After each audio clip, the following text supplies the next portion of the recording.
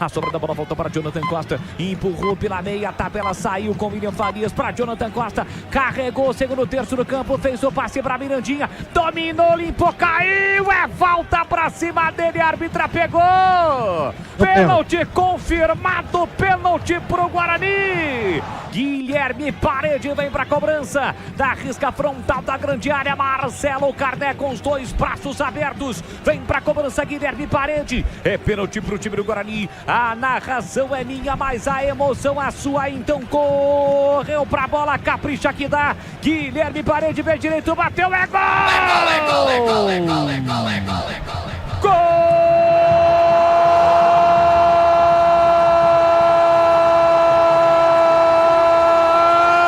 do Bugre!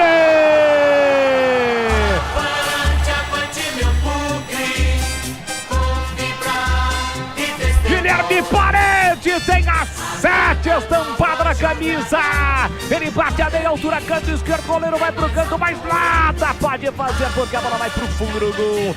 Guilherme Parede, predestinado. Guilherme Parede pega a bola, chamou a responsabilidade, meteu lá dentro.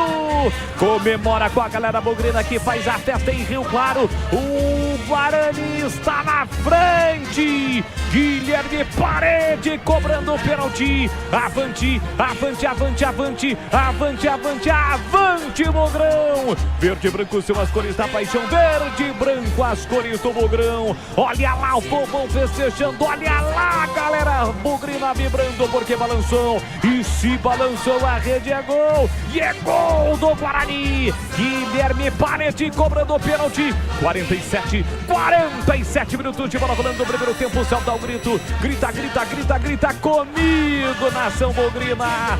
Solta o grito entalado na garganta e grita comigo.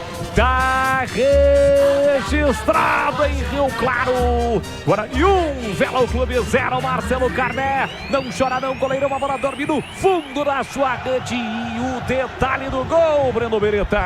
Detalhe para tranquilidade, para qualidade do Guilherme Parede, que já estava precisando de um gol. Atacante vive de gols, ele com paradinha e tudo, escolheu o canto esquerdo, meia altura do goleiro Marcelo Carné, que esperou a batida, ou seja, pulou atrasado. Um belo gol para estufar as redes do Velo Clube, abrindo o placar na cidade de Rio Claro. E o que o Guilherme Parede fez? Foi pro abraço, foi junto com a torcida, comemorar com a galera. Guarani abre o placar em Rio Claro, 1-0 para cima do Velo.